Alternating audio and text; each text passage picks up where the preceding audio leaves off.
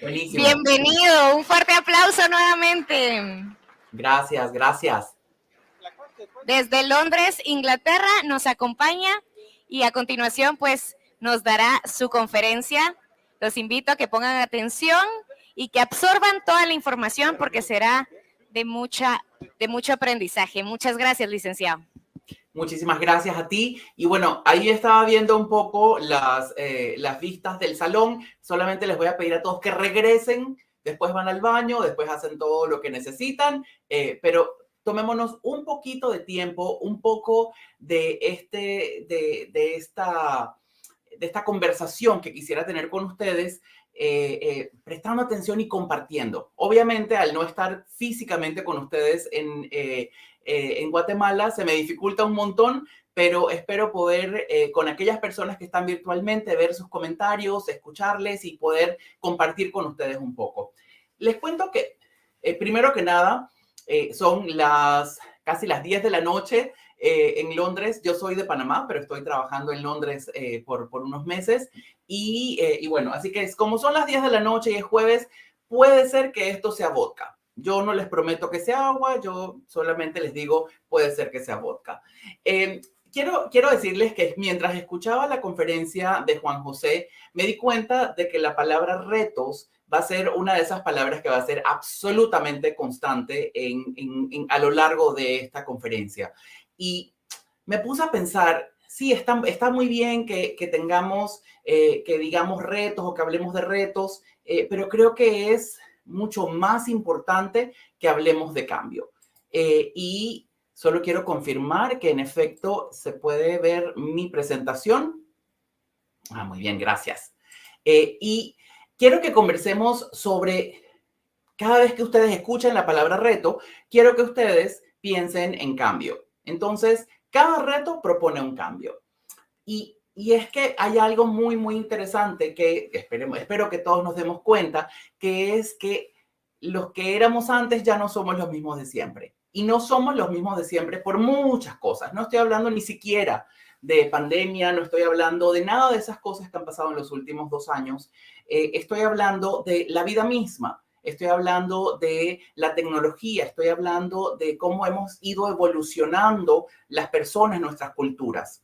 Y y si nosotros no estamos pensando o estamos pensando que debemos ser los mismos, que las formas en que nosotros aprendíamos antes tienen que ser iguales a las de hoy, estamos mal y estamos absolutamente equivocados y no lo vamos a lograr ni nunca vamos a poder avanzar hacia donde queremos, no solamente en la educación, en la vida misma.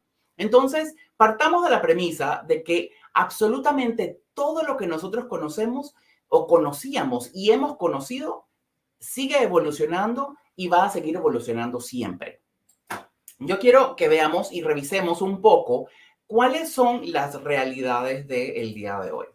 ¿Qué está pasando hoy en día? Tenemos primero que nada una democratización de la información, bien lo compartió Juan José con un montón de detalle, una democratización de la información en donde la información está disponible y está accesible a muchas personas.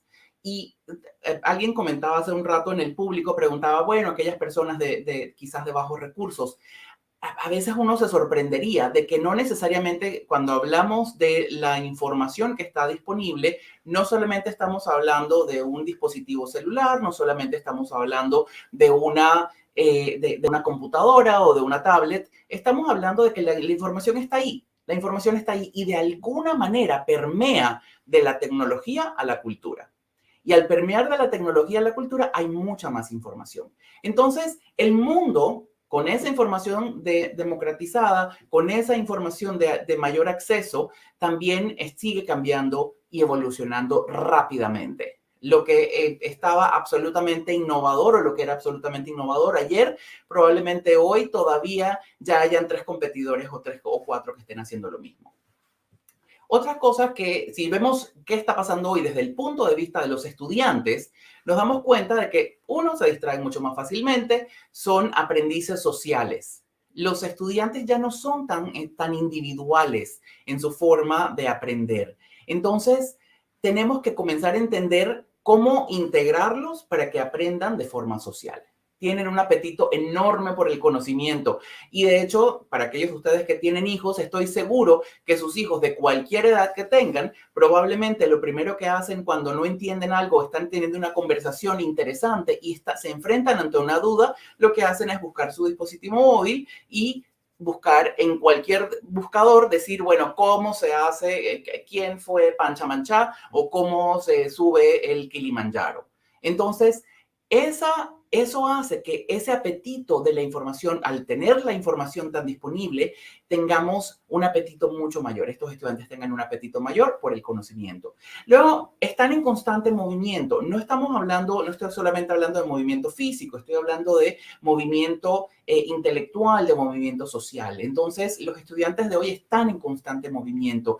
Su pensamiento no es tan lineal como quizás para muchos de nosotros, en donde comenzamos a ver y decimos, bueno, empiezo en punto A y termino en punto B. Bueno, para llegar al punto B, a lo mejor ellos van a A1 y a Z y regresan de vuelta y llegan al B. Entonces, hay muchas más formas de llegar a un punto específico. Algunas van a ser mucho más eficientes, otras quizás no tanto. Son mucho más independientes y son mucho más impacientes. Entonces, la paciencia para aquellas cosas que pueden resultarles muy, muy tradicionales, probablemente sea menor a la que algunos de nosotros estamos acostumbrados. Y por último, algunas de las cosas que están pasando en la formación es que la formación se convierte en algo mucho más desechable. Y no quiero desestimar bajo ninguna circunstancia a ningún autor, estudioso, investigador, ni educador, porque, pero esta es una realidad. Yo puedo sacar en este momento 39 teorías sobre diferentes cosas, las cuales todas hablan quizás de lo mismo o separado o parecido, pero entonces eso hace que esta teoría desacredita a la otra o este estudio informe de una forma distinta. Y de hecho voy a presentar muchas figuras y algunos números que probablemente ya al terminar esta presentación va a ser absolutamente obsoletos. Entonces, la formación se convierte en algo más desechable. Y tenemos que buscar cómo hacemos de que lo que enseñamos realmente trascienda y tenga el valor que necesitamos.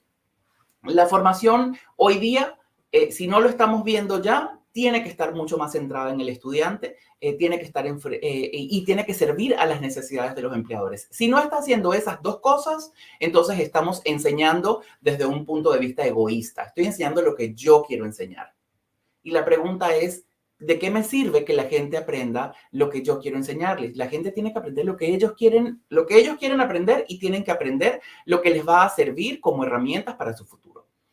Luego, la formación también es mucho más colaborativa y también es enfocada a la aplicabilidad.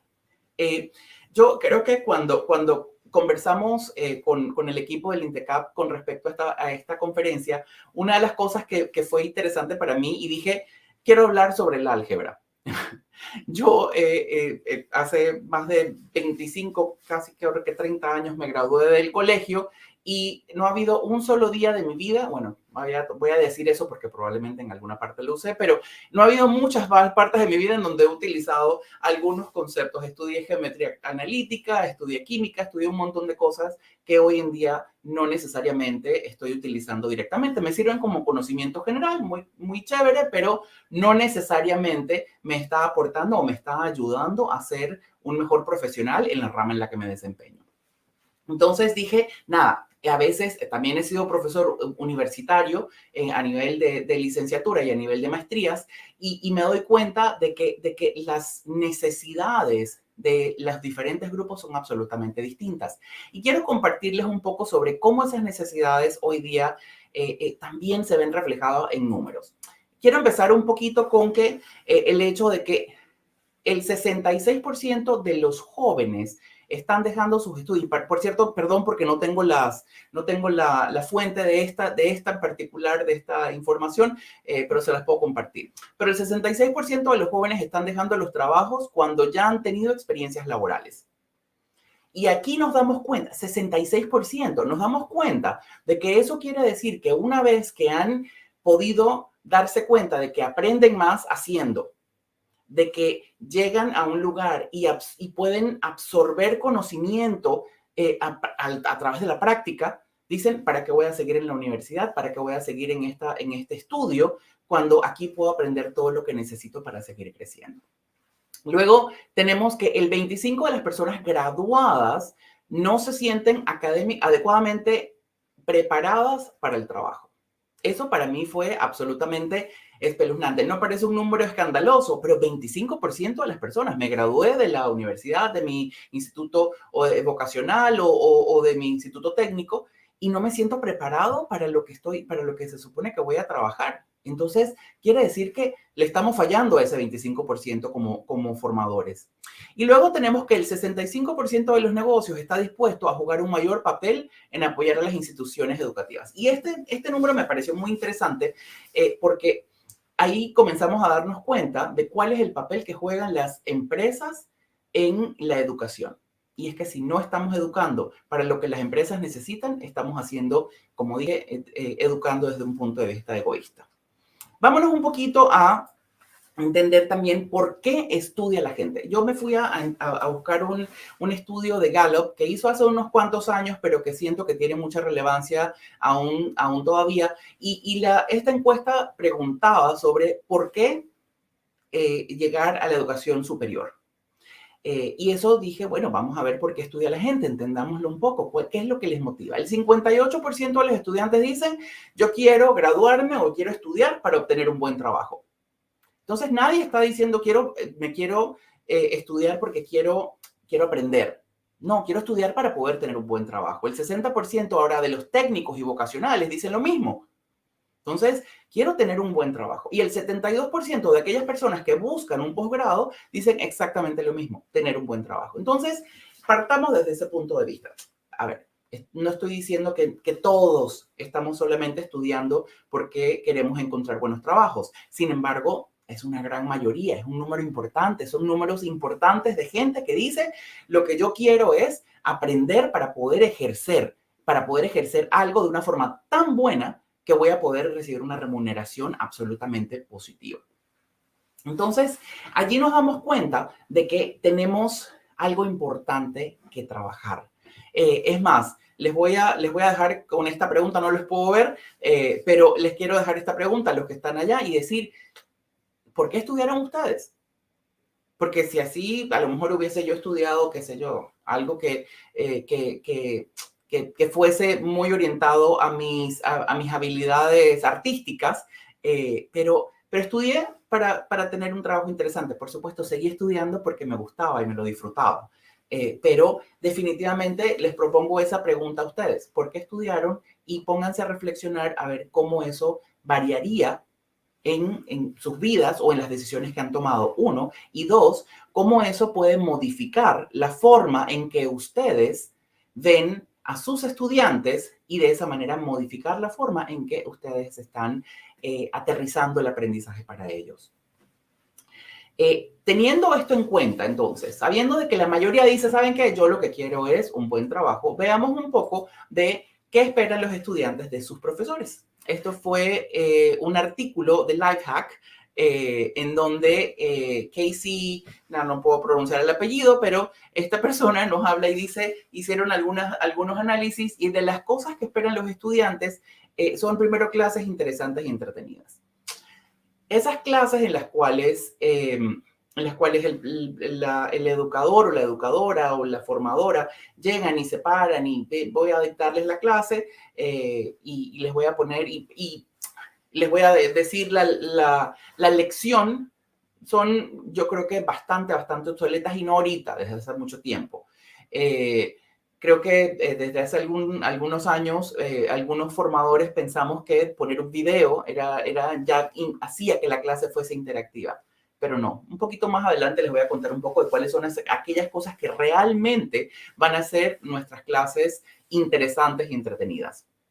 Luego, los estudiantes esperan que nosotros, como formadores, seamos apasionados por lo que nosotros enseñamos. O sea, que nos corra por las venas lo que nosotros enseñamos. Si no nos corre por las venas, si nosotros realmente no lo vivimos, no lo podemos enseñar con la pasión, el entusiasmo, la gana, la garra que ellos esperan. ¿Por qué? Porque, y lo mencionaba Juan José hace un rato, ellos lo que están buscando es sentirse inspirados por nosotros.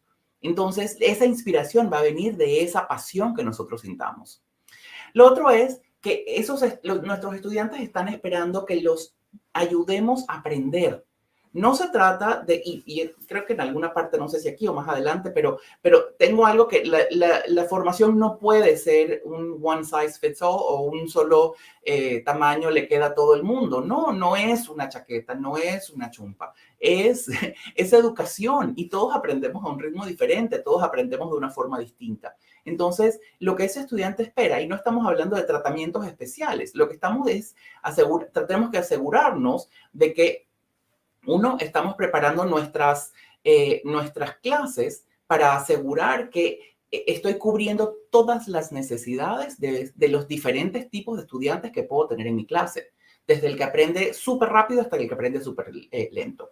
Desde el que aprende haciendo hasta el que aprende escuchando, hasta el que aprende viendo. O sea, de eso se trata, de que nosotros les podamos ayudar a aprender. Y por supuesto, por segundo, es que les ayudemos a aprender cuando expresan que tienen dificultades. Lo otro es que admitamos nuestros errores. Y esto me pareció súper fascinante porque yo decía, creo que no entendía cómo esto entraba en el contexto de qué esperan los estudiantes de sus profesores y me di cuenta de algo muy, pero muy importante.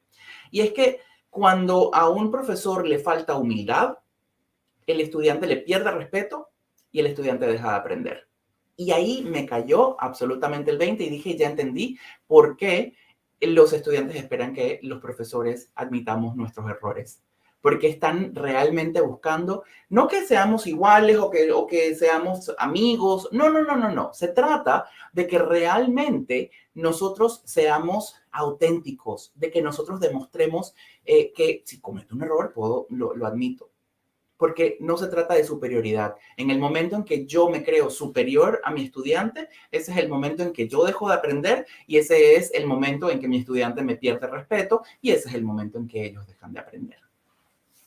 Los estudiantes esperan que la clase no sea un monólogo. De hecho, conversando con el equipo de INTECAP ayer, les decía, ¿pero hay alguna forma en que yo pueda ver el público y que pueda hablar con ellos? Y me decían, realmente en este momento no nos permite la plataforma. Y ha sido muy difícil y de hecho les tengo que confesar que me está costando un montón hablar y hablar y hablar y no interactuar con ustedes. Así que yo espero por lo menos que de lo que estoy conversando, espero que sus cabezas estén asintiendo y espero que también estén conversando con la persona al lado, no mucho para que me presten atención, pero con la persona al lado para que sobre lo que estamos compartiendo. Pero la idea es que la clase, ahora sí, gracias por ponerme la cámara. La idea es que la clase no sea un monólogo, porque si es un monólogo, entonces no sirve de nada.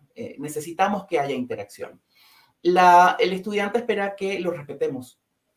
Básico, y lo voy a dejar así, que valoremos su tiempo. Me leí un montón de artículos hace unos días pensando y escuchando cuál era el valor de las tareas. Y de verdad fue súper fascinante e interesante darme cuenta de que desde el punto de vista del estudiante, las tareas agregaban absolutamente cero valor. Cero. Lo único que eso me hacía era, en teoría, ganar tiempo o ganar un contenido que pude haber visto dentro de mi clase. Desde el punto de vista de los profesores, y esto fue en algunos análisis, algunos estudios que estuve viendo, el profesor decía, realmente la tarea es porque no logro cubrir todo en un periodo de tiempo específico. Entonces, no hay valor. El único valor de la tarea es ahorrar tiempo o lograr un contenido en un periodo de tiempo. Y eso, perdón, pero es una pérdida de tiempo para todos. Calificar exámenes y hacer todas esas cosas se convierte en una tarea tediosa para un profesor, o profesora, y se convierte en una tarea tediosa para el estudiante. Entonces, la pregunta es, ¿cómo podemos nosotros valorar el tiempo de nuestros estudiantes de forma que realmente estamos aterrizando lo que ellos esperan de nosotros desde el punto de vista de aprendizaje y tampoco estamos nosotros perdiendo nuestro tiempo? Los estudiantes quieren que, como educadores, como formadores, los retemos. No están esperando que les hagamos las cosas fáciles. Y eso está bien interesante porque uno pensaría, es que solo quieren pasar la materia. No. Si el reto es lo suficientemente interesante, si el reto es lo suficientemente retador, entonces lo van a recibir y van a aceptarlo de una forma que van a querer hacerlo. Pero ese es nuestro reto, nuestra oportunidad.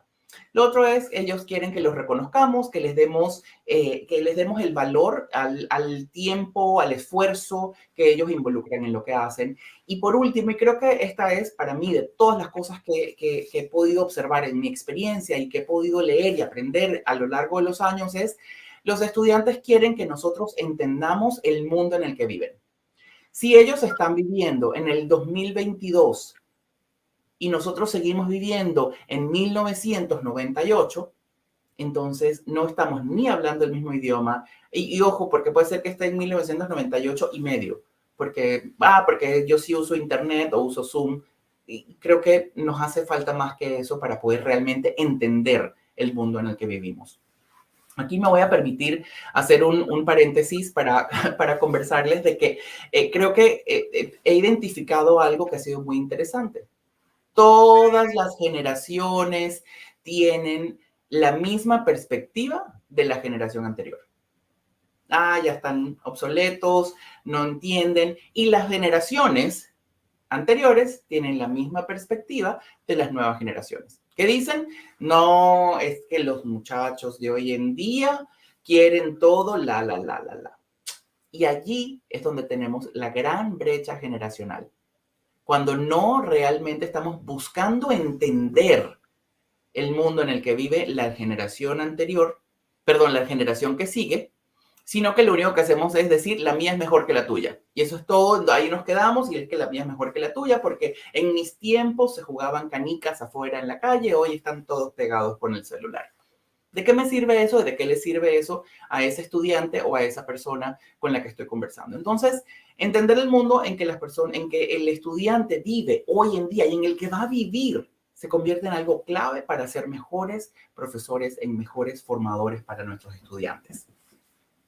Me voy a mover ahora un poco para ver la perspectiva de las organizaciones, porque cuando estamos hablando de que queremos formar de forma inteligente, que queremos formar realmente con pertinencia, que queremos formar con propósito, tenemos que ver todo el panorama. Ya vimos un poco cuáles son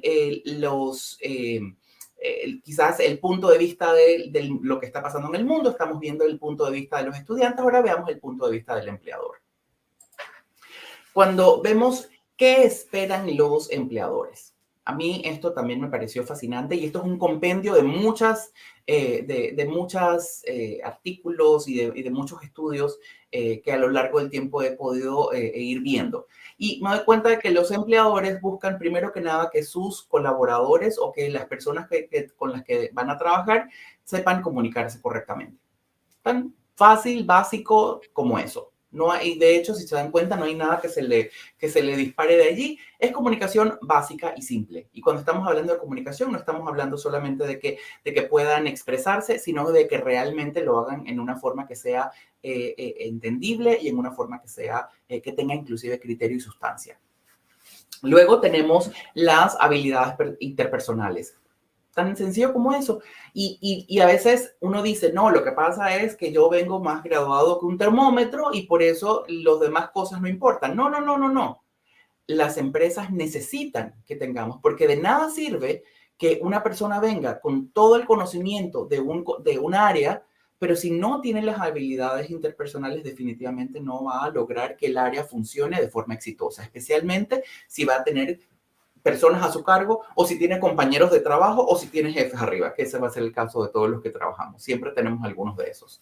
Entonces, dentro de esas habilidades interpersonales tenemos que buscar cómo incorporamos el tema de liderazgo y colaboración, el tema de manejo de conflictos. Y eso es lo que estos empleadores están buscando, que sus colaboradores ya vengan con solamente plug and play, llegar a la empresa y enchufarlos, ya tú sabes liderar, ya tú sabes colaborar, ya sabes manejar conflictos. Luego tenemos el tema de la agilidad, que es la otra cosa que buscan los empleadores. Están buscando que tengamos ese pensamiento absolutamente rápido, esa adaptabilidad absolutamente rápida. Entonces, ahí vemos adaptabilidad y manejo de la ambigüedad. Y aquí, ojo, porque hay un tema muy interesante, el tema del manejo de la ambigüedad. Hoy en día, para quienes han tenido la dicha de manejarlo correctamente y haber vivido en momentos de agilidad, se pudieron adaptar rápidamente a todo lo que pasó en los últimos 2 años. Sin embargo, quienes realmente se mantenían en un marco mucho más cerrado, les tomó un poco más de tiempo el poderse adaptar. Y luego tenemos dentro de esa agilidad un mindset de crecimiento y de emprendedurismo. Yo creo que desde muchos años, y yo empecé a trabajar cuando tenía 20 años, 21 años, y siempre me decía con quienes trabajaban, tienes que pensar como que este es tu negocio. Yo decía, pero es que no es mi negocio. Y es que a mí nadie me enseñó nunca cómo ser un dueño de un negocio. Entonces, cuando comenzamos a darnos cuenta de que puede ser que yo le esté enseñando a alguien para que sea dueño de su propio negocio o para que trabaje como que es el dueño del negocio. Entonces, las empresas están buscando eso. Alguien que pueda dedicar el esfuerzo, el trabajo, el tiempo y el entusiasmo a lograr objetivos y a lograr resultados. Luego tenemos el automanejo, en donde si alguien no se sabe autorregular, donde si alguien no sabe o tiene la confianza en sí mismo, va a fracasar terriblemente, porque pues definitivamente cuando tienes esa autoconfianza puedes manejar mejor las relaciones, puedes manejarte mejor tú mismo y puedes generar mejor resultado. Y por último tenemos bienestar y resiliencia, en donde también tenemos que saber cómo pasar de tantas horas de trabajo a qué necesito yo como persona, como individuo, para poder operar correctamente y tener también la resiliencia de trabajar en situaciones difíciles. Y lo último, las habilidades cognitivas, en donde el razonamiento crítico y el razonamiento analítico son los reyes de eso. Cuando vemos esto, nos damos cuenta de que formar personas tiene un amplio espectro de necesidad. Porque uno, tengo que llegarle a ese estudiante con sus intereses, con lo que quiere. Dos, tengo que cumplir o ayudar a que los empleadores, cuando reciben a esas personas, digan, es lo mejor que he podido contratar. Entonces, allí es cuando realmente nosotros nos damos cuenta de que cuando llegamos a cumplir y ayudar con todo esto, entonces nos damos cuenta de que estamos haciendo nuestra función bien. Y no solo eso, de que nuestra formación, de que lo que estamos enseñando tiene un propósito real y tangible. No es nada más enseñarle a alguien a que esta tuerca hace esto. Claro que eso es importante y es clave porque si la tuerca no funciona, el avión se cae. Pero si además de enseñarle a apretar la tuerca, no estoy enseñándole todas estas cosas y no estoy haciéndolo en una forma que ataca las necesidades del estudiante, entonces, o una de dos, o se va a salir y ese 17% del que hablaron hace un rato va a crecer, o sencillamente no van a encontrar trabajo o no van a encontrar los trabajos que están queriendo porque no tienen todas las habilidades que necesitan para poder crecer y tener éxito en el mundo laboral. Yo quiero desafortunadamente usar la palabra reto, pero quiero proponerles algunos retos que creo que tenemos de cara a la formación y a esa formación pertinente y con propósito. Y creo que tenemos un reto muy, muy, muy, muy importante y les voy a proponer algunos principales. El primer reto del formador con propósito es cambiar el mindset. Cuando nos damos cuenta de que la forma de pensar, y ojo, porque espero, si no lo van a hacer, espero que lo escuchen muchas veces a lo largo de esta conferencia, es cambiar el mindset. Tenemos el mindset fijo, que son aquellas personas que dicen, esto es así, así es como funciona, esto es como es, siempre ha sido así. Y luego tenemos el mindset de pensamiento, de crecimiento, en donde me abro a cualquier posibilidad que existe. Entonces, creo que lo primero es, y como les decía, el reto significa cambio para nosotros. Entonces, lo primero es cómo yo estoy, como formador, estoy percibiendo mi propio cambio de mindset. Entonces, mi primera invitación a todos ustedes es, piensen cómo estoy cambiando mi propio mindset y que escudriñen en absolutamente cada cosa que hacen. ¿Es este el libro que tengo que seguir usando? ¿Qué otras tecnologías puedo estar aplicando? ¿Esta metodología me funciona de verdad? ¿Necesito cambiar algo? ¿Cómo? Déjenme preguntar. Yo creo que las personas que escogen el mundo académico a veces tienen un ego muy importante, lo cual está muy bien porque eso es parte del orgullo de ser quien es cada quien. Pero ese ego algunas veces no nos permite poder avanzar y romper ese mindset de yo me las sé todas. Y señoras y señores, si ustedes a estas alturas de la vida no saben que nosotros no nos las sabemos todas, porque es que siempre va a haber alguien que sabe más. Si a estas alturas no lo sabemos, entonces tenemos retos más importantes que lograr a nivel personal y a nivel profesional. Entonces, lo primero es cambiar el mindset. Empiezo por el mío para poder cambiar el de mis estudiantes.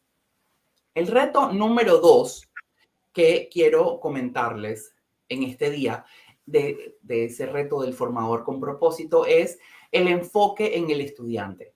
El enfoque en el estudiante es de verdad el poder asegurarme de que estoy haciendo esto porque ellos lo necesitan, no porque yo quiero enseñarles lo que yo sé. Es porque ellos necesitan aprender lo que les va a ayudar a poder ser exitosos. Y aquí les propongo algunas ideas que pueden ayudarles a poder enfocarse en los estudiantes. Primero que nada es involucrarlos en el proceso de aprendizaje. Permitirles autonomía y elección. Si yo les pregunto y les digo, a ver, ¿qué prefieren? ¿Quieren hacer un trabajo final, pero lo empezamos desde ahora y lo vamos trabajando? ¿O quieren hacer un examen? O sea, eso hace dos cosas. Uno, oye, y a ver, esto es teoría de administración básica. Si yo le propongo a una persona que le propongo opciones y ellos son parte de la decisión, adivinen que ellos van a estar mucho más involucrados en esa decisión o en la ejecución y van a tener mucho más éxito que si yo impongo y digo, no, en este curso nosotros tenemos 4 pruebas y tenemos 2 trabajos que se hacen, uno en la mitad y uno al final, y punto. Y se acabó porque así yo lo digo, porque yo soy el experto en la materia. Entonces, involucrémoslo en el proceso de aprendizaje. Démosle a ellos esa autonomía de poder elegir sobre su propia educación y cómo quieren elegir. Y eso también es porque, como les cuento, de que cada quien aprende de forma distinta. Luego tenemos el método socrático de pensamiento crítico, que es una de mis teorías favoritas del mundo porque tiene una aplicabilidad tan amplia que es absolutamente universal. Y es el hecho de que la enseñanza o el pensamiento crítico se despierta mucho más fácilmente cuando ayudo a la persona a llegar al poder de la deducción en vez de cuando yo les doy la respuesta. Si en vez de yo decir, hola, se hace esto así, 1, 2, 3, 4, y yo les comienzo a hacer preguntas, ¿cómo lo harías? ¿Cómo crees que esto funcionaría? ¿Qué harías diferente? ¿Qué crees que se puede mejorar aquí? Cuando comienzo a hacer eso y les permito que ellos respondan y que hagan sus propias deducciones, entonces les estoy enseñando a aprender. No les estoy enseñando lo que yo sé y a que ellos puedan regurgitar lo que yo sé. Lo otro es aterrizar los conceptos con ejemplos prácticos. Esto yo creo que es muy aplicable a lo que ustedes hacen y creo que es bastante, yo diría que es bastante básico en su rubro, pero definitivamente es ejemplos prácticos o prácticas que aplicables. Y luego tenemos los proyectos en equipo. Hablábamos hace un rato de que gran parte de de lo que buscan los estudiantes hoy día o que son aprendices sociales, entonces los trabajos en equipo, los proyectos en equipo los van a beneficiar. Pero también les voy a decir algo, porque por supuesto los proyectos en equipo no son ninguna cosa, no son ningún concepto absolutamente novedoso que nunca hayamos escuchado en la vida. Los proyectos en equipo han existido por muchísimos años, los hice yo cuando estaba en el colegio y llevaba mucho tiempo. Lo que tenemos es que buscar que estos proyectos en equipo realmente agreguen valor, sean creativos. Y les voy a dar un ejemplo. Hace algunos años estuve dictando clases para una licenciatura de la universidad, era una universidad SUNY de Nueva York. Y eran estudiantes entre 18 y 23 años que se estaban preparando para ser estudiantes para ser profesionales en el área de administración. Y yo dije, ok, ¿cómo puedo asegurarme de que ellos entiendan cómo funciona la toma de decisiones? ¿Cómo puedo asegurarme que ellos entiendan cómo funciona la sinergia en un equipo de liderazgo de una organización? Y sencillamente trabajamos en una serie de simulaciones en donde ellos eran el equipo directivo de grandes empresas, de Samsung, de Apple, de Louis Vuitton. Y lo que hicimos fue, yo les proveí con cuáles eran los análisis financieros anuales que estas organizaciones daban y ellos tenían que hacer una junta y simular una reunión en donde ellos estaban haciendo estaban cada uno jugando. Había uno que era el CEO, otra que era la CFO, la otra era la CPO, y cada uno tenía un papel y tenía que poder utilizar la información que habían obtenido de este estado financiero y tenían que y entender, obviamente, el contexto de la organización para poder tener una reunión y tomar decisiones que ellos decían, estas son las 4 decisiones que vamos a tomar el día de hoy. Y sonaba como un poco a tipo actuación, pero aprendieron y no hubo mejor forma para ellos entender que trabajar como equipo directivo es difícil, entender cómo analizar una pieza de información grande y aterrizarla a una decisión y utilizarla para tomar decisiones. Entonces, eso es a lo que nos referimos con proyectos en equipo. No estamos hablando, o no estoy yo hablando en este momento de decirles, vayan, van a leerse este libro, se dividen los capítulos y luego vienen a darnos una charla sobre cuáles son los capítulos del libro. Eso no es a lo que nos referimos con proyectos en equipo. Y el ejemplo que les acabo de dar puede ser que ni siquiera sea el más innovador, pero lo único que les quiero retar es a que encuentren esos proyectos de equipo que pueden ser realmente cambiar la forma en que sus estudiantes ven el aprendizaje. Lo otro es habilitar el aprendizaje a la medida. El aprendizaje a la medida, igualmente, puedo yo como facilitador tener diferentes formas de evaluación y proponerle al estudiante y permitirle la autonomía y la elección de que aprendan y que ya sea a su propio tiempo. ¿Tú prefieres hacer un trabajo escrito? Perfecto, me lo mandas. Entonces, busco la forma de que el aprendizaje se pueda hacer a la medida de cada estudiante, porque es que lo importante, nuevamente, y esto lo voy a repetir hasta que termine esta conferencia, pero lo importante no es lo que yo quiero que ellos aprendan, sino que realmente aprendan lo que necesitamos que aprendan. Y por último, el tema de actividades comunitarias y de servicio, que vean el impacto de lo que ellos pueden tener. Esto, más allá porque estoy seguro de que se hacen en muchas organizaciones e instituciones, se hacen visitas a tal empresa para que ellos vean. La pregunta es, yo no quiero que vean, yo quiero que hagan. Entonces, si lo que sea que estoy enseñando, ¿cómo puedo beneficiar inclusive a una comunidad? ¿Cómo puedo beneficiar o cómo puedo hacer que ellos tengan esa experiencia de servicio? Pero que la tengan durante el proceso de aprendizaje, no al final solamente cuando hacen no sé cómo le llaman, su internship. Entonces, sino que lo puedan hacer a lo largo del aprendizaje. Y de hecho, una de las técnicas o las metodologías de aprendizaje que para mí ha sido muy, muy, muy útil, y esto viéndolo desde el punto de vista de aprendizaje corporativo, ha sido el aprendizaje segmentado. Por muchos años trabajé liderando el área de gestión humana en una empresa de call centers, en un call center, y mi forma de llevar a los estudiantes era, tienes 2 días de aprendizaje, aprendes esos 2 pedazos, ahora luego vas a practicar esto. Tienes 2 días más de aprendizaje, ahora vas a practicar esto. Entonces, no es te enseño y ahora después de 15 días practicas. No, era por cada pequeño microaprendizaje que ellos tenían la oportunidad de practicar. Y eso eleva el nivel de retención, eso eleva el nivel de absorción de la educación o del conocimiento exponencialmente.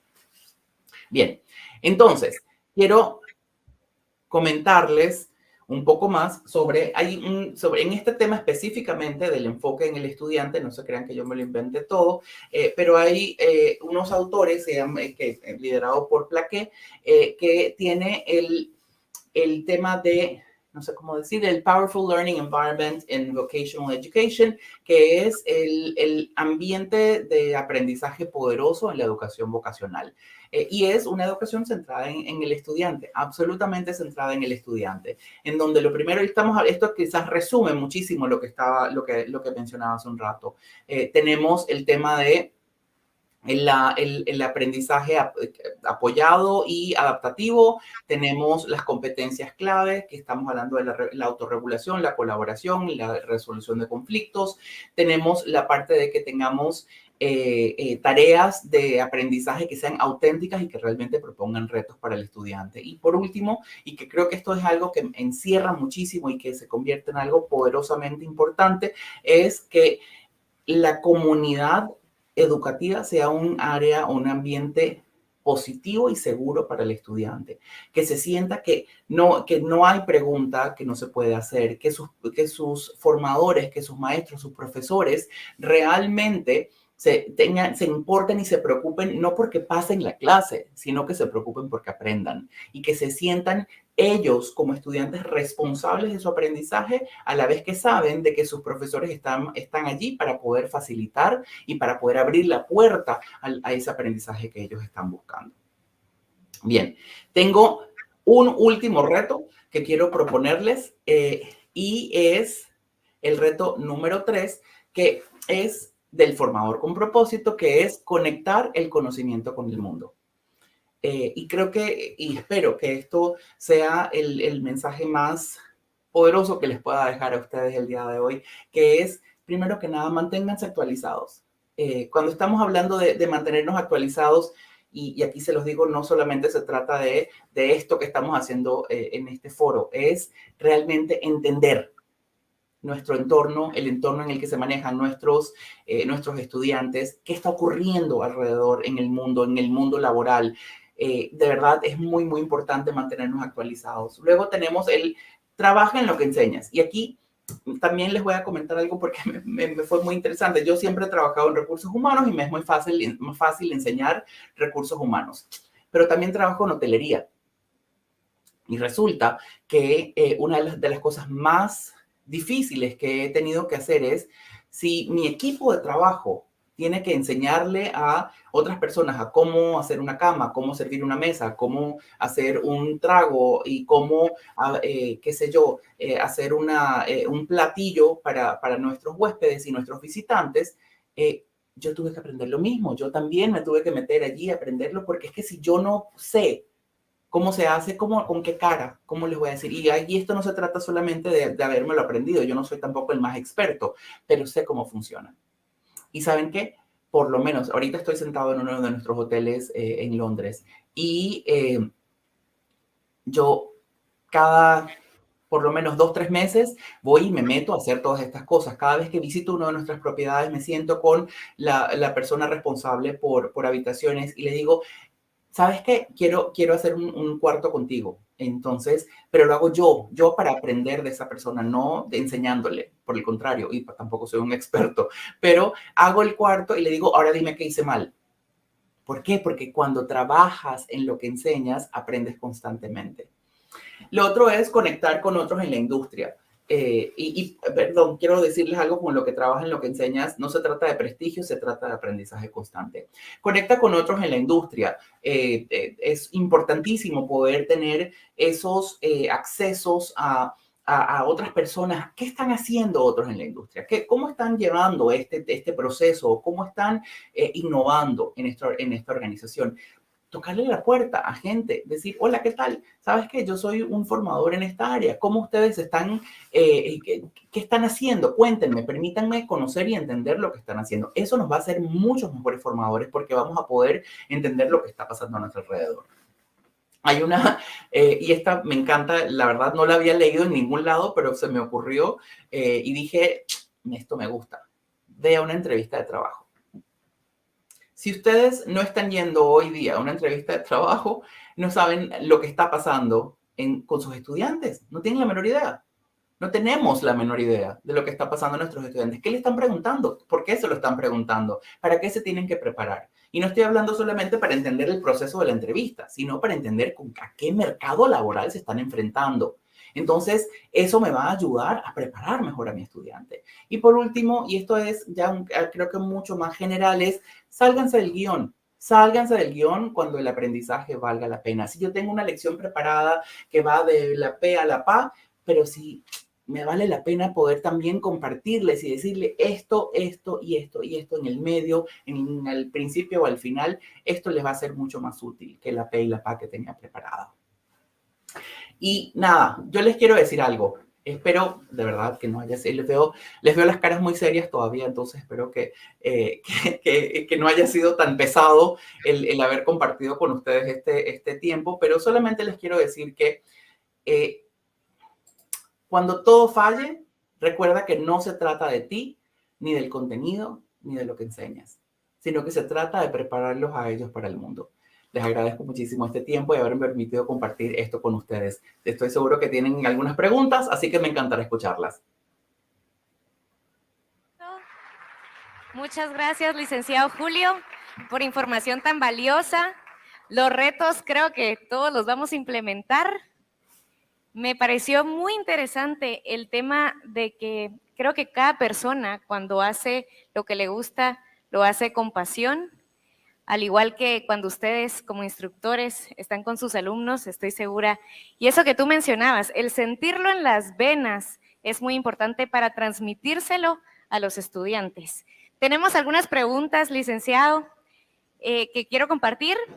La primera es, ¿qué estrategias recomienda para poder conocer y experimentar la perspectiva que los estudiantes tienen actualmente? ¿Cómo las aplico para la capacitación técnica? Buenísima pregunta. Y antes de que continúes, solo te voy a pedir, por favor, que me llame Julio. Licenciado no es mi primer nombre, entonces, y prefiero que me llamen Julio. Gracias.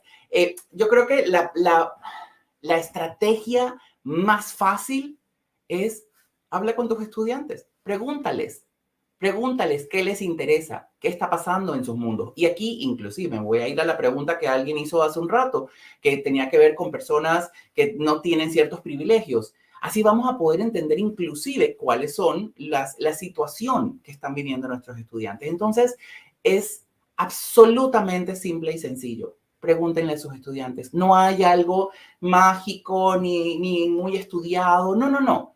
Y cuando ya yo entiendo cuáles son esas necesidades que tiene mi estudiante, entonces me lo llevo a la práctica, me lo llevo al aterrizar. ¿Y cómo hago esa traducción? Es qué hace falta en lo que yo estoy impartiendo, qué hace falta en lo que les estoy entregando que no está aterrizando a las necesidades que ellos tienen. Tan sencillo como eso. Entonces, lo más fácil y lo principal es poder conectar con mi estudiante de una forma en que pueda yo entender realmente cuál es su necesidad. No tienen que haber intermediarios, no hay que hacer encuestas, no hay que hacer nada. Siéntense con ellos. Siéntense con ellos, que su primera clase que ustedes van a hacer es cuáles son sus expectativas, pero no es lo típico que hacemos muchos facilitadores en donde solamente decimos cuáles son las expectativas y lo anotamos en el pizarrón y decimos, ok, muy bien, luego vamos a venir a visitar a ver qué tal esto. No, no, no, no, no. Una conversación profunda de verdad. ¿Cómo hacen esto? ¿Por qué estás estudiando esto? ¿Por qué lo quieres? Y poder entender realmente la motivación. Y ojo, porque ese ejercicio no es único y absoluto, ni lo tengo que hacer una vez al año, lo tengo que hacer con cada clase que tenga. Porque eso va a ayudarme a que esa clase tenga un aprendizaje mucho más aterrizado a la necesidad de ese grupo, de esa persona. Si no lo hago, entonces estoy impartiendo una clase estándar en donde todos están aprendiendo lo mismo, si es que están aprendiendo todos. Tienes toda la razón y lo mencionabas tú, la importancia de que cada persona somos diferentes y vamos a absorber y querer información diferente a la hora de estudiar. Podemos ver el pensum de una carrera, podemos saber los lineamientos, que seguramente pues cada uno lo vamos a seguir, pero todos tenemos una idea de cómo trabajar con ese estudio, una manera diferente de qué hacer ante situaciones laborales, ante el mundo con ese estudio diferente. Cada uno tenemos un propósito distinto y es importante que también el instructor aprenda qué quiere cada estudiante y lo pueda adaptar. La siguiente pregunta es, ¿qué ¿Qué consejo nos da para lograr ser empáticos con nuestros participantes, tanto adultos como jóvenes? Qué buena pregunta. Lo primero que yo haría a quien, y gracias a la persona que hizo esa pregunta, porque lo primero que le preguntaría de vuelta es, ¿por qué haces lo que haces? Por qué decidiste ser una persona que forma a otros? Y allí me recuerdo yo, porque lo hago. Yo lo hago porque de hecho a mí me encanta compartir lo que conozco, compartir con otros, porque también aprendo yo. Entonces, esa empatía debe nacer, o esperemos que deba nacer de mi propia vocación. Si no tengo una vocación real para formar, no voy a tener nunca la empatía porque no voy a entender por qué hago esto, porque bueno, no tengo otro trabajo, entonces la empatía no me va a nacer. La empatía nace de la pasión que yo sienta por lo que hago. Entonces, yo creo que es momento importante de volver adentro nuestro, de hacer ese pequeño análisis introspectivo, de poder decir, ¿por qué hago lo que hago? Y cuando yo encuentro esa respuesta, voy a tener la empatía que necesito.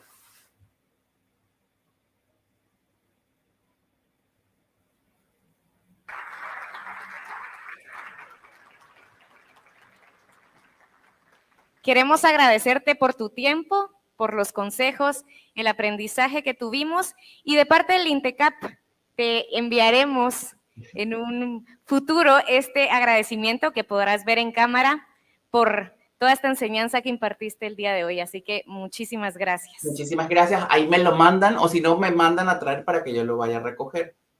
Perfecto. Te invitamos a Guatemala. Muchísimas gracias. Que tengan muy buenas noches.